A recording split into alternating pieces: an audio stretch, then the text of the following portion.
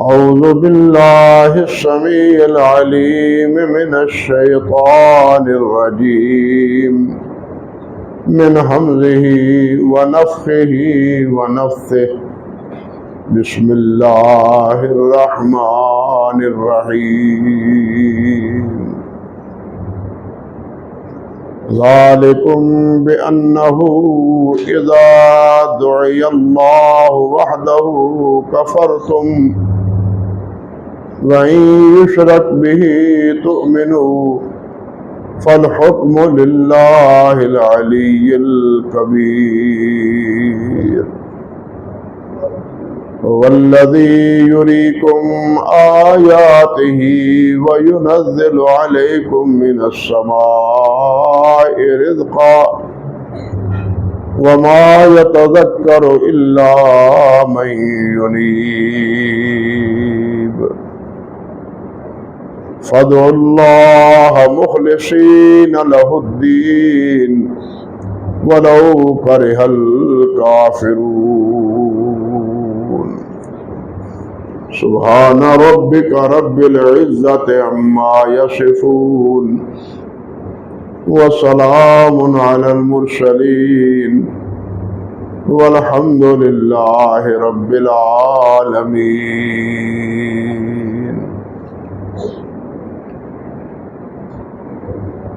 محترم معزز سامعین کرام،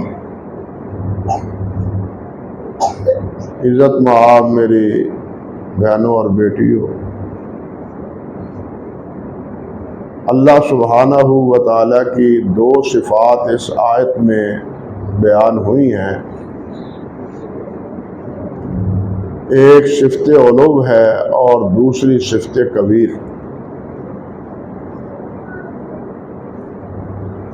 کہ اللہ سبحانہ و تعالیٰ سب سے اوپر ہے، سب سے بلند و بالا ہے اور سب سے بڑا ہے۔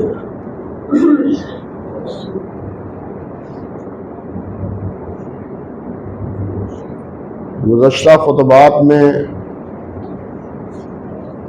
علو کی جو صفت ہے اس حوالے سے بھی اور کچھ گفتگو الکبیر صفت کے حوالے سے بھی بیان کر چکا ہوں کہ اللہ سبحانہ و تعالیٰ کی کبریائی کا تقاضا کیا ہے۔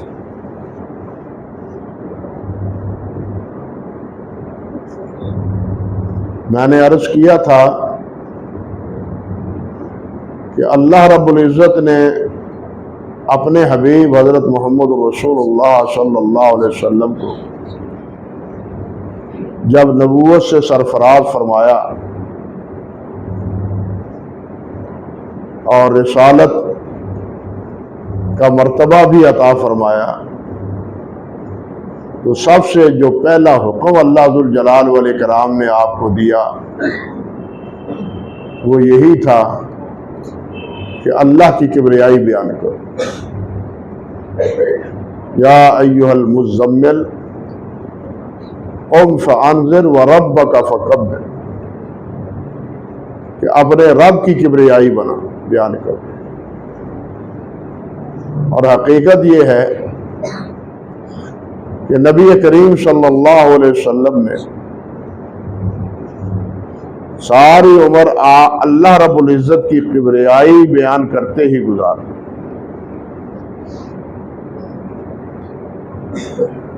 اللہ اکبر کبیرہ۔ ہر مرحلے پر،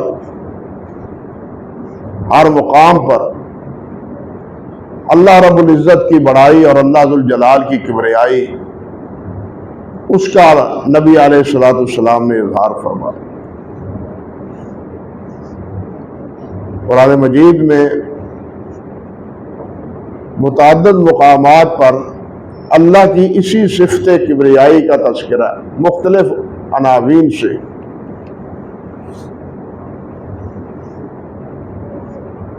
سورت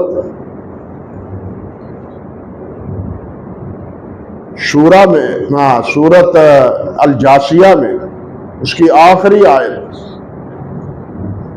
جس میں اللہ سبحانہ و تعالی فرماتے ہیں فللہ الحمد رب السماوات ورب الارض ورب العالمین وَلَهُ الْكِبْرِيَاءُ فِي السَّمَاوَاتِ وَالْأَرْضِ وَهُوَ الْعَزِيزُ الْحَكِيمُ۔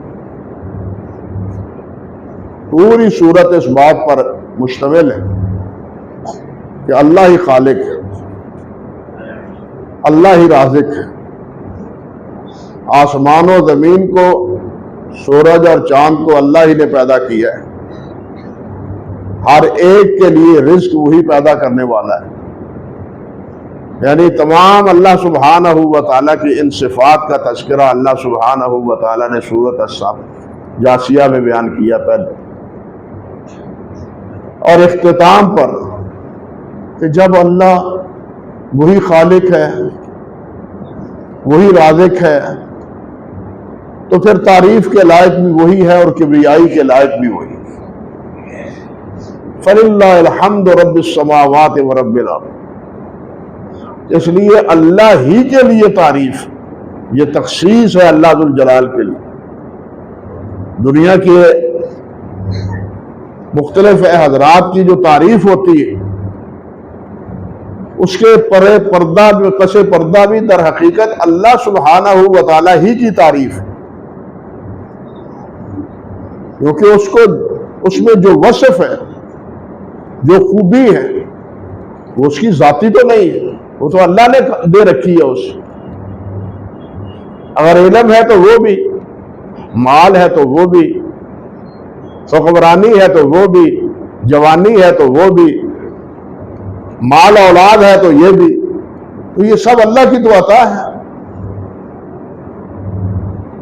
یہ سب اللہ کا فیضان ہے۔ اس لیے فرمایا فَلِلَّهِ الْحَمْدُ رَبِّ السَّمَاوَاتِ وَالْأَرْضِ، جو رب آسمانوں اور زمینوں کا مالک ہے، سب تعریف اسی کے لیے، اور وہی رب العالمین ہے۔ ابتدا میں بھی آپ پڑھتے ہیں الحمدللہ رب العالمین، کہ اللہ کی تعریف ہے اس لیے کہ وہ سارے جہانوں کا پالنے والا ہے اور سارے جہانوں کا مالک، تعریف اسی کے لیے، باقی تو سب مخلوق ہے۔ جس کو جو کچھ ملا ہے وہ رب ذو الجلال والاکرام سے ملا ہے، اس لیے تعریف کے لائق تو وہی ہے۔ کسی کی بھی تعریف کرے تو اس کے ضمن میں پیچھے اللہ ذو الجلال ہی کی تعریف پس پردہ ہے کہ یہ خوبی دینے والا، علم عطا کرنے والا، مال عطا کرنے والا، صحت و جوانی عطا کرنے والا، اولاد عطا کرنے والا، وہ تو اللہ تعالیٰ ہی ہے۔ اس لیے حمد کس کے لیے ہے؟ اللہ وحدہ لا شریک ہے۔ اور یہاں اسی لیے تخصیص کے لیے فرمایا فَلِلَّهِ الْحَمْدُ، اللہ ہی کے لیے حمد ہے جو رب السماوات ورب الارض ورب العالمین ہے، اور ساتھ فرمایا وَلَهُ الْكِبْرِيَاءُ فِي السَّمَاوَاتِ وَالْأَرْضِ، زمین و آسمان میں کبریائی اسی کے لیے۔ نبی علیہ السلام، آپ ذرا اندازہ کریں کہ بچے کی پیدائش سے لے کے وفات تک کون سا مرحلہ ہے جس میں اللہ ذو الجلال والاکرام کے پیارے پیغمبر نے نبی علیہ السلام کی کبریائی کا اظہار نہیں کیا اور اللہ کی حمد کے ترانے نہیں گائے؟ آپ دیکھیں کہ مسلمان 5 مرتبہ آذان کہتا ہے، تکبیر ہوتی ہے، نماز ہوتی ہے، ہر حرکت میں ہم کیا کہتے ہیں؟ آذان کی ابتدا اور اختتام کس پر ہوتا ہے؟ اللہ کی کبریائی، اللہ کی کبریائی پر۔ یہ ابھی ایام حج آنے والے، ان ایام حج میں کیا ہے؟ تکبیرات ہیں، اللہ کی بڑائی کا اعتراف اور اقرار۔ انسان جب بلندیوں پر چڑھتا ہے، سیڑھیاں چڑھتا ہے، پہاڑی پر چڑھتا ہے، تو نبی علیہ السلام کی تعلیم کیا ہے؟ کیا کہو؟ اللہ اکبر، اللہ اکبر، اللہ اکبر۔ میں اوپر جا رہا ہوں، میرا اوپر جانے کا کیا اس کی نوعیت ہے، کیا حیثیت ہے؟ اوپر تو اللہ ہے، بڑا تو اللہ ہے۔ اللہ اکبر کبیرہ۔ اس لیے ہر مقام پر نبی علیہ السلام نے اللہ سبحانہ و تعالیٰ کی کبریائی کی اظہار فرمایا۔ اللہ اللہ۔ غزوہ احد پر جس وقت ابو سفیان نے احد پہاڑی پہ کھڑے ہو کے جب یہ بات کہی تھی کہ حل فیکم محمد، نبی علیہ السلام نے فرمایا جواب نہ دو، خاموش رہو۔ پھر ابو سفیان بولا کہ حل فیکم ابو بکر، ابو بکر تم میں ہیں؟ نبی علیہ السلام نے فرمایا خاموش رہو۔ پھر اس نے پکارا حل فیکم عمر، کیا تم میں عمر ہیں؟ نبی علیہ السلام نے فرمایا جواب نہ۔ اللہ اکبر کبیر۔ اب آپ سوچیں ذرا کہ دشمن للکار رہا ہے، پکار رہا ہے کہ تم میں محمد زندہ ہے صلی اللہ علیہ وسلم، ابو بکر ہیں، عمر ہیں، کوئی بچا ہے تم میں؟ آپ جواب دینے سے روک رہے ہیں۔ جب آگے سے جواب نہیں آ رہا تو صحابہ اکرام کی کیفیت کیا ہوگی؟ جو اردا گرد صحابہ اکرام تھے ان کا حال کیا ہوگا؟ لیکن جب اس نے یہ کہا اور حبل جیت گیا، حبل بڑا، وہ بلند، تو اب کیا کہا نبی علیہ السلام نے؟ اب جواب دو۔ اللہ کے سامنے، اللہ کے مقابلے میں کسی کا نام برداشت نبی علیہ السلام نے نہیں کیا، فرمایا اب جواب دو، اللہ اعلی و اجل۔ اس نے کہا تھا انہو حبل، جواب دو اللہ اعلی و اجل، اللہ بہت بلند ہے اور بہت عظمت والا ہے، بہت جلیل القدر، بڑا مرتبہ ہے اس کا، بڑا مقام ہے اس کا۔ نبی علیہ السلام نے اپنی موت کا گویا لفظ کہنے دے، اپنی موت اپنے ساتھی ابو بکر، اپنے ساتھی عمر، جن کے بارے میں نبی علیہ السلام فرمایا کرتے تھے یہ میرے کان اور میری آنکھیں ہیں، جن کے بارے میں آپ فرماتے تھے یہ ابو بکر عمر میرے کان اور میری آنکھیں ہیں، ان کی موت کا اعلان برداشت کیا، لیکن اللہ کے مقابلے میں کسی اور کا نام نبی علیہ السلام نے برداشت نہیں کیا۔ اس طرح ہر مرحلے پر یہی کیفیت ہمیں نظر آتی۔ نبی علیہ السلام اللہ ذو الجلال نے فرمایا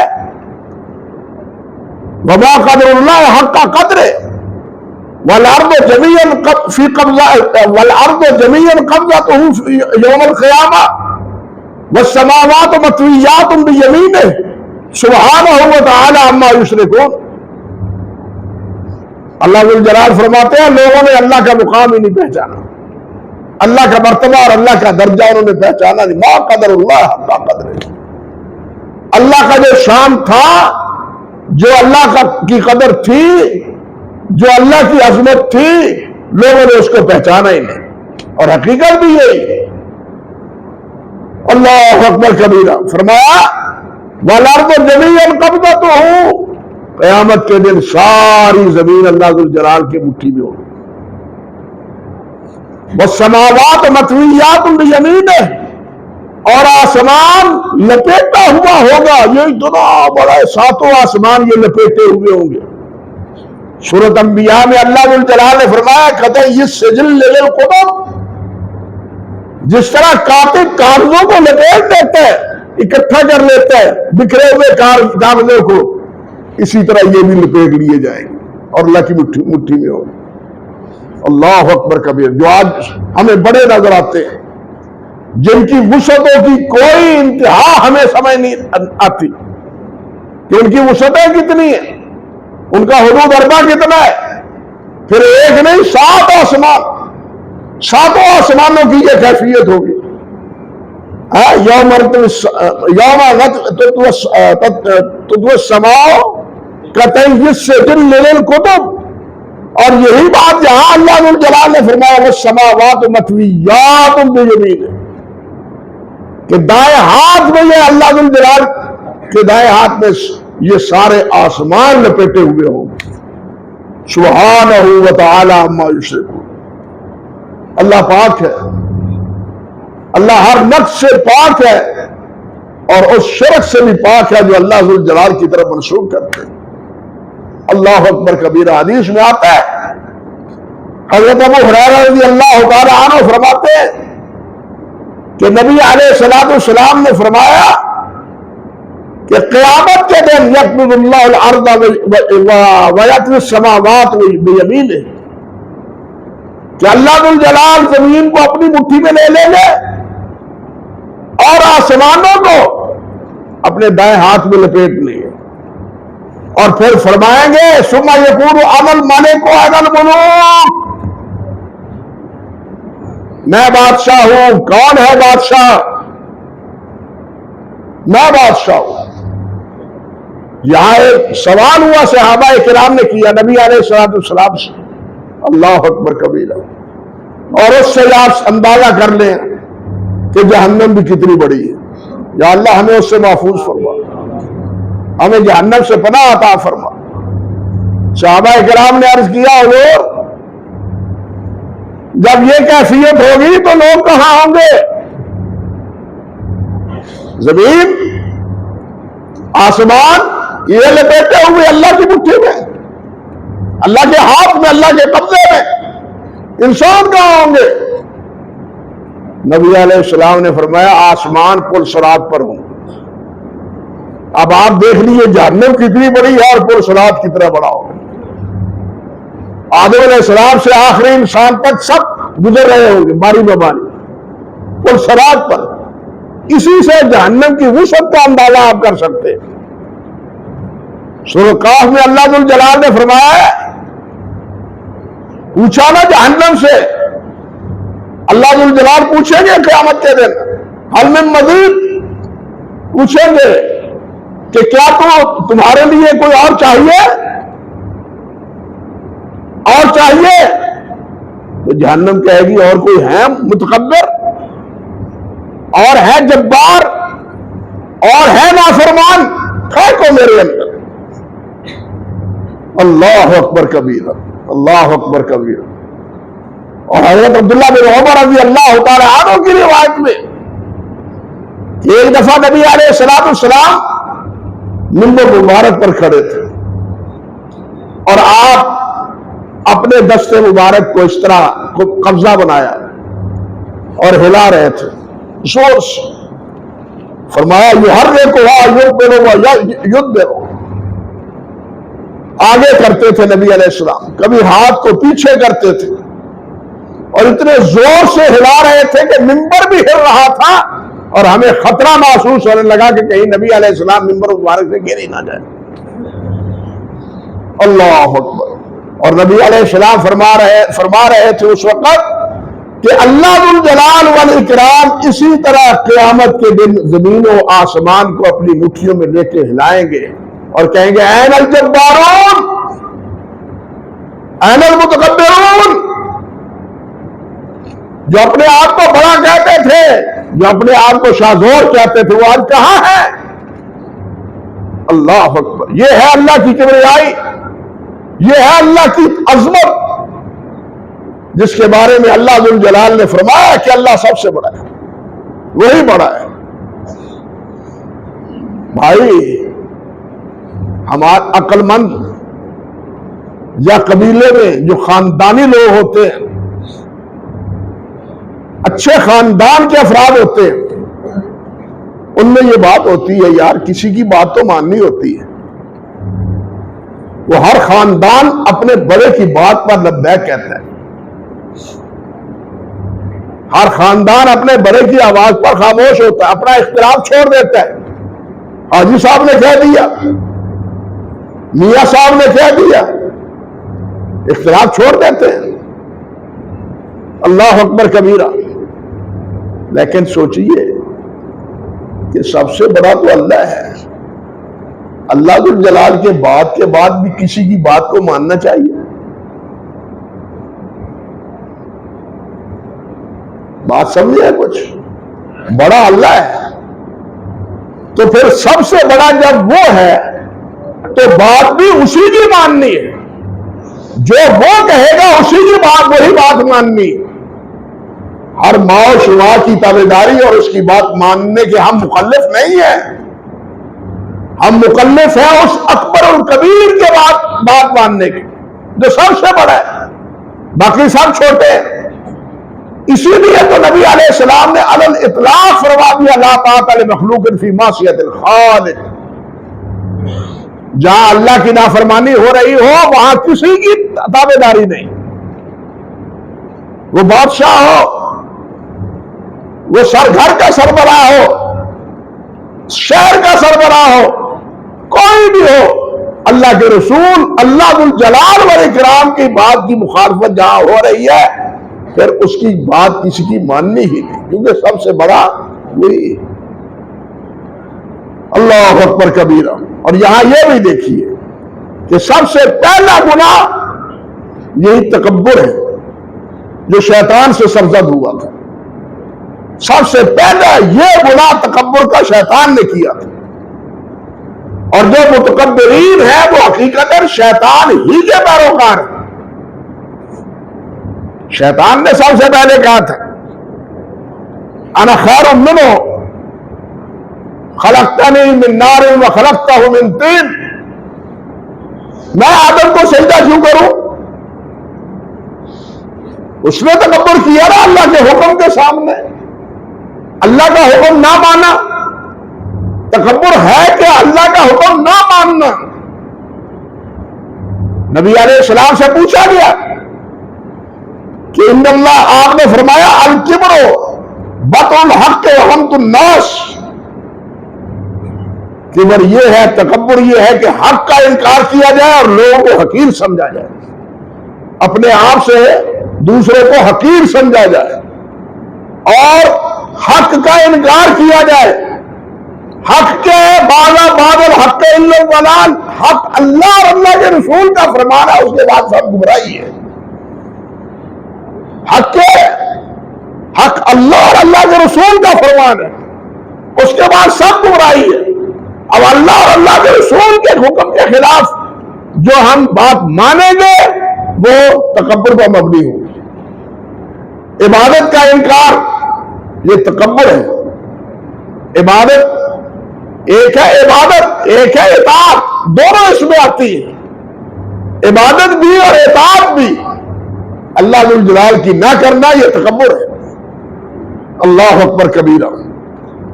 اللہ ذو الجلال والاکرام نے فرمایا ان الذین یستکبرون عن عبادتی سیدخلون جہنم داخرین، کہ جو لوگ میری عبادت سے تکبر کرتے ہیں وہ جہنم میں داخل کیے جائیں گے۔ جہنم میں وہ جائیں گے جو اللہ کی عبادت سے انکار کریں گے۔ اللہ اکبر کبیرہ۔ بعض حضرات بڑی خوش فہمی ہے، وہ یہ کہتے ہیں ہم کون سا گناہ کرتے ہیں، ہم نے کون سا گناہ کیا ہے، نماز وہ پڑھتے نہیں، روزہ وہ رکھتے نہیں، زکات وہ دیتے نہیں، لیکن وہ یہ کہتے ہیں کہ ہم کو کسی نے قتل نہیں کیا، ہم نے چوری نہیں کی، ہم نے کوئی چوری یاری نہیں کی، یاری بدکاری نہیں کی، وہ اس کو گناہ سمجھتے ہیں۔ نماز نہ پڑھنے کو گناہ نہیں سمجھتے، روزہ نہ رکھنے کو گمراہ نہیں سمجھتے، زکات نہ دینے کو گمراہ نہیں سمجھتے۔ اسی طرح باقی معمورات ہیں یا منہیات جن سے روکا ہے یا جن کے کرنے کا حکم دیتا ہے، دونوں اس میں شامل ہیں۔ جس چیز سے اللہ اور اللہ کے رسول نے روک دیا بس روک گئے، جس سے اللہ اور اللہ کے رسول نے جس کا حکم دے دیا بس اس کے ہم مکلف ٹھہرے، پابند ٹھہرے۔ لیکن اگر ہم یہ پابندی اگر اختیار نہیں کرتے تو اس کے پس پردہ کیا ہے؟ تکبر کی جراثیم۔ یہی بات اللہ نے فرمائی، فرمایا ان الذین یستکبرون عن عبادتی سیدخلون جہنم داخرین۔ بلکہ ایک جگہ اللہ فرماتا ہے الیس فی جہنم مثوی للمتکبرین، کیا جہنم متکبرین کا ٹھکانہ نہیں ہے؟ اللہ اکبر کبیر، متکبرین کا ٹھکانہ جہنم ہے۔ ایک جگہ اللہ فرماتے ہیں ادخلوا ابواب جہنم خالدین فیہا فبئس مثوی المتکبرین۔ ان متکبروں سے اللہ کہے گا چلو جہنم میں، تمہارا یہ ٹھکانہ ہے اور بہت برا ٹھکانہ ہے تمہارے لیے۔ یہ ہے تکبر کا انجام۔ اور یہ تکبر کیا ہے؟ اللہ ذو الجلال والاکرام کی نافرمانی کرنا، عبادت نہ کرنا، اطاعت نہ کرنا، اپنے آپ کو بڑا ماننا، یہی تکبر ہے نا۔ جو غلام ہے، جو بندہ ہے، وہ تو اطاعت گزار ہے، وہ تو عبادت گزار ہے، وہ نافرمان نہیں، وہ عبادت سے گریز نہیں کرتا بلکہ عبادت کرتا ہے، اللہ کو یاد کرتا ہے، اللہ کی اطاعت کرتا ہے، اللہ کی نافرمانی نہیں کرتا۔ ایک اور جگہ اللہ ذو الجلال فرماتے ہیں سورۃ النساء میں، پہلے عیسیٰ علیہ السلام اور فرشتوں کے بارے میں فرمایا، جن کے بارے میں یہ عقیدہ تھا ایک قوم کا کہ عیسیٰ علیہ السلام اللہ کے بیٹے ہیں، اور دوسری قوم کہتی تھی کہ فرشتے اللہ کی بیٹیاں ہیں۔ اللہ ذو الجلال والاکرام نے فرمایا لن يستنكف المسيح ان يكون عبدا لله، کہ مسیح علیہ السلام اس میں آر محسوس نہیں کریں گے کہ وہ اللہ کی بندگی کریں۔ اللہ کی بندگی آر نہیں ہے ان کے لیے، باعث افتخار ہے۔ بندگی آر نہیں ہے۔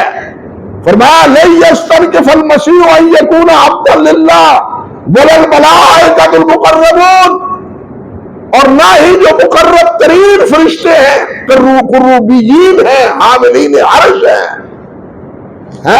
وہ اللہ سبحانہ و تعالیٰ کی عبادت سے کیا انحراف نہیں کرتے، آر محسوس نہیں کرتے، ہم عبادت کریں۔ جس طرح مشرکین مکہ نبی علیہ السلام کو جب سجدے میں پڑے ہوئے دیکھتے تو کہتے یہ کوئی کام ہے، سر نیچے کیا ہوا ہے اور کمر اوپر کی ہوئی ہے، یہ کوئی عبادت ہے، یہ کوئی کام ہے؟ حالانکہ یہی سجدہ انسان کے کبر کی انتہا ہے، خاتمہ ہے، اور اللہ کے قرب کا انتہائی ذریعہ ہے۔ لیکن وہ جو متکبرین تھے، مشرکین، وہ اس کا مذاق اڑاتے تھے، اسی سجدے کا۔ سجدہ اللہ کے قرب کا قریب ترین ذریعہ ہے۔ نبی علیہ السلام نے یہ بات ارشاد فرمائی ہے اقرب ما یکون العبد من ربہ وہو ساجد الیہ۔ اور تکبر بھی ٹوٹ جاتا ہے جب سجدہ اور ناک رگڑ لیتا ہے مالک کے سامنے، پھر تکبر نہیں رہتا۔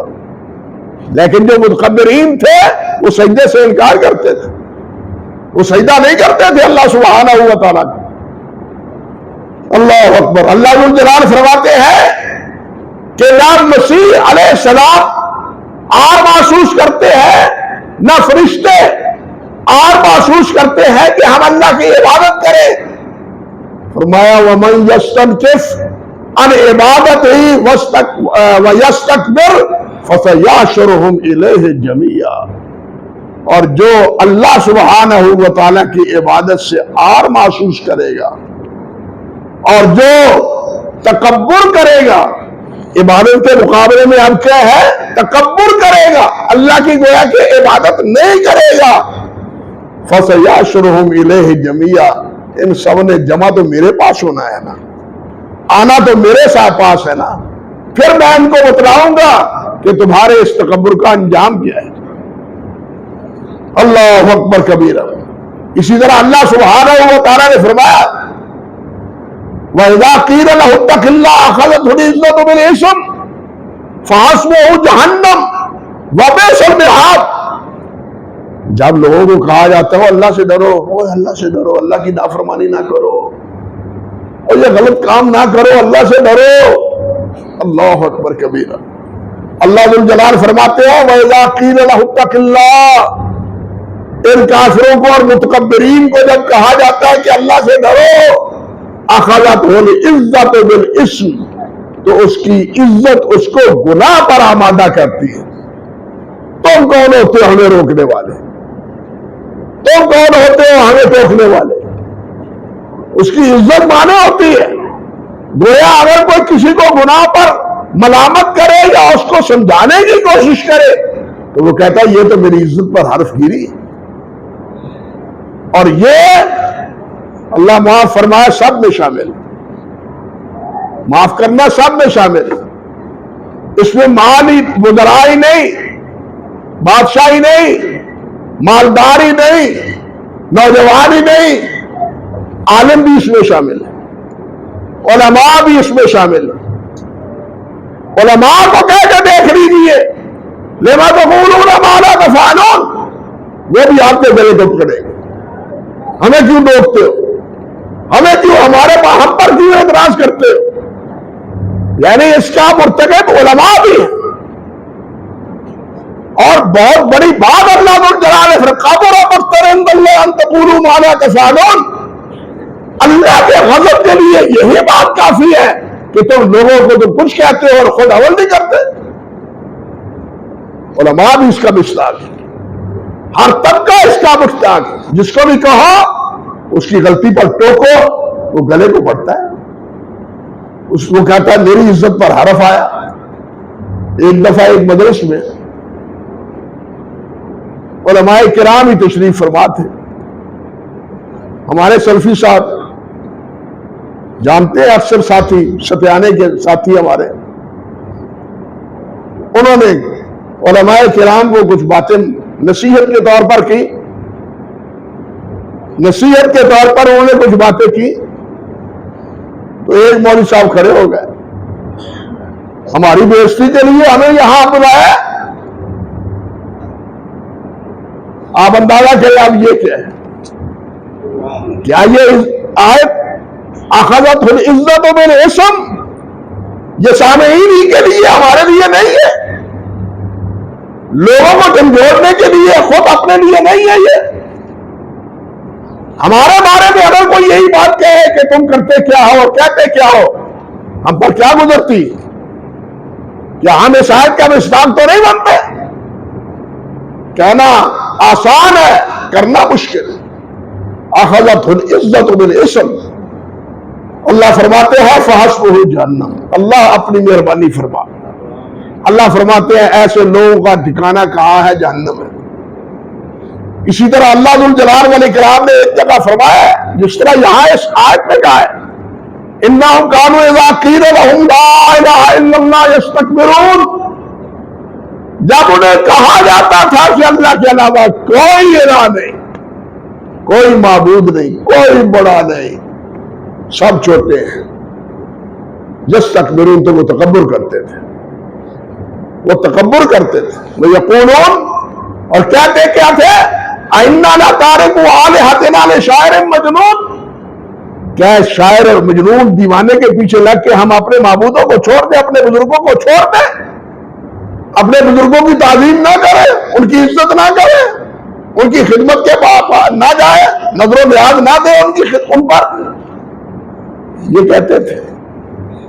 اللہ ذو الجلال نے اس کو بھی کیا کہا ہے؟ تکبر کا ہے، یعنی یہ وہ اعمال ہیں، عرض کرنے کا مقصد یہ تھا کہ یہ وہ اعمال ہیں جن کو اللہ نے تکبر کہا ہے۔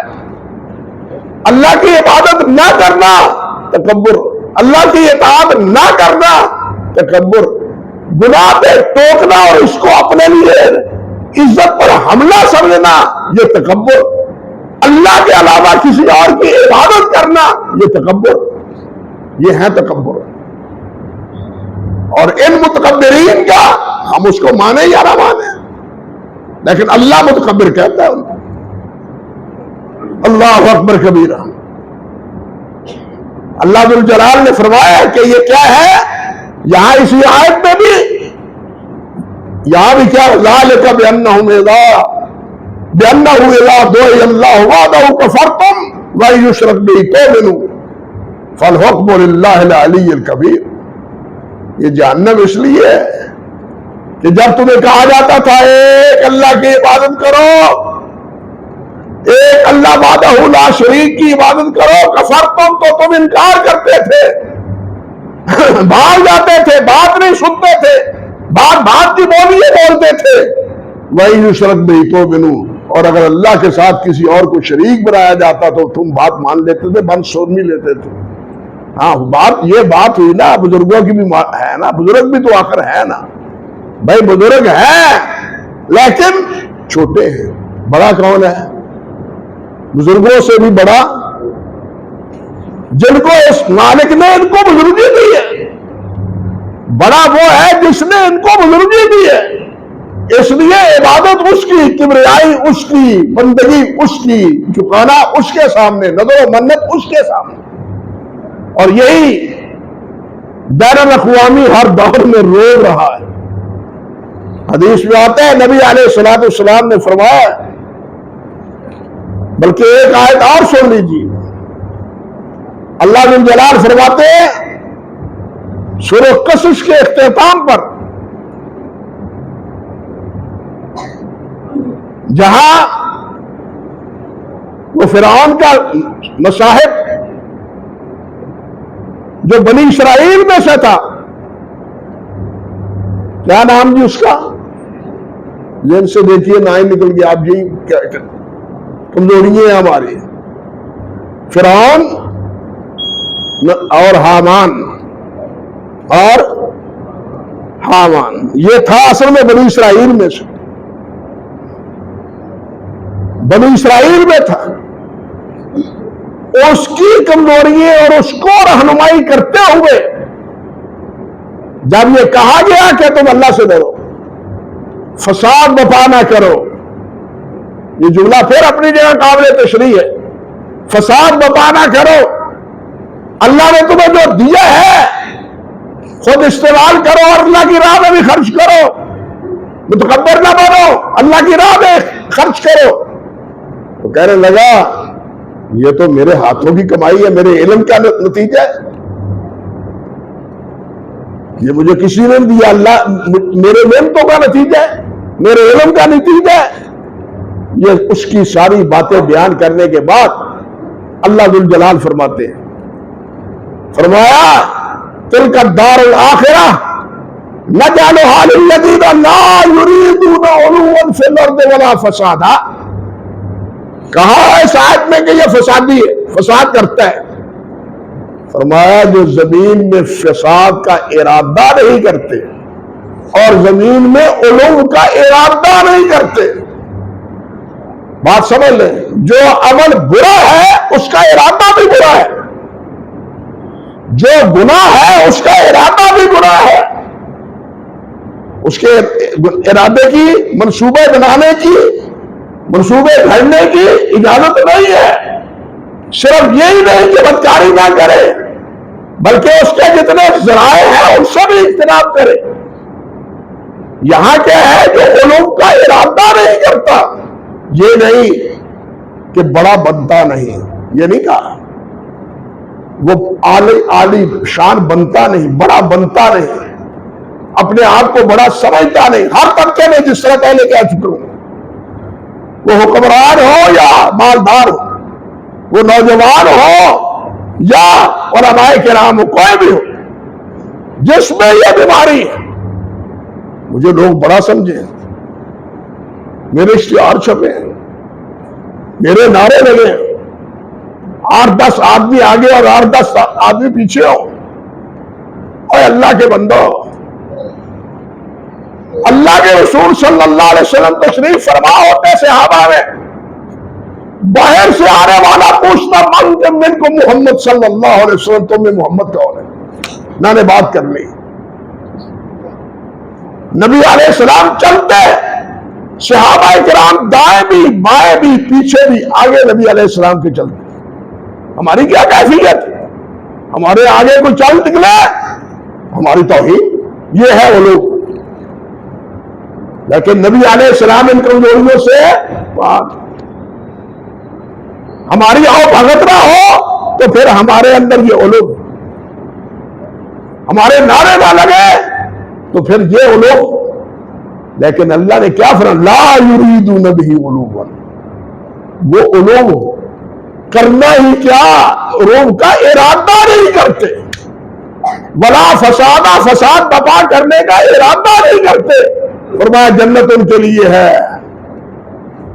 ہم جنت کی دعائیں کرتے ہیں نا، اللہ ہمیں جنت الفردوس عطا فرمائے. لیکن یہ بھی تو دیکھیں، اللہ نے فرمایا نہ فساد کا ارادہ کرو، اور یہ سمجھ لو کہ ہر وہ عمل فساد ہے جو اللہ اور اللہ کے رسول سے کے خلاف ہے. خلاصہ سمجھ لو، ہر وہ عمل فساد ہے جو اللہ اور اللہ کے رسول کے خلاف ہے. جو فساد کا ارادہ نہیں کرتا اور جو علوم کا ارادہ نہیں کرتا، فرمایا جنت ان کے لیے. اب بتلائیے جنت آسان ہے؟ کیا لینا تھا؟ بہت آسان، بہت آسان. اللہ تعالی ہمیں معاف فرمائے. آج ایک مہربان کا ٹیلی فون آیا، وہ کہنے لگا کہ جی میں کہتا ہوں اللہ ذوالجلال، یا اللہ مجھ پہ راضی ہو جا، یا اللہ مجھ پہ راضی ہو جا. یہ دعا ٹھیک ہے؟ میں نے کہا بزرگوں یہ کہا کرو اللہ مجھے معاف کر. راضی ہونے کے لیے کیا ہم اللہ پر راضی ہیں؟ خود سوچے، ہم اللہ پر راضی ہیں؟ کتنے راضی ہیں ہم اللہ پر؟ اللہ پر راضی تھے اللہ اور اللہ کے رسول کے صحابہ، جن کے بارے میں خود اللہ نے فرمایا رضی اللہ عنہم ورضوا عنہ. وہ اللہ پر راضی، اللہ ان پر راضی. کام تو انہوں نے کیے، خدمتیں تو انہوں نے کی. راضی اللہ پر وہ ہوئے. وقت نہیں ہے کہ میں تفسیر میں جاؤں. اللہ نے خلاصہ کر یہ کیا. اور رضوان اللہ الاکبر، سب سے بڑی بات اللہ ذوالجلال کی رضوان ہے جو جنت میں جنتیوں کو ملے گی. اس لیے بزرگوں یہ نہ کہا کرو، یہ کہا کرو اللہ مجھے معاف فرما دے، اللہ مجھ پہ راضی ہو جائے. یہ نہیں، ہمارے پلے تو ہے ہی کچھ نہیں. اللہ سے معافی مانگے. وہاں تو ابوبکر صدیق کو کہا جا رہا ہے، دعا سکھائی جا رہی ہے، فاغفر لی مغفرۃ من عندک. مولا کریم بس اپنی طرف سے اپنی جناب میں مجھے معافی کر، اپنی جناب سے اپنی مہربانی سے مجھے معاف کر. ابوبکر صدیق کو یہ سمجھایا جا رہا ہے. ہماری کیا اوقات ہے؟ اس لیے ہم تو اللہ سے معافی ہی مانگتے ہیں. تو اللہ سبحانہ و تعالی ہمیں تکبر سے بھی بچائے، فساد سے بھی بچائے. اللہ ہمیں اپنا عبادت گزار بنائے، اپنا اطاعت گزار بنائے. وآخر دعوانا ان الحمدللہ رب العالمین.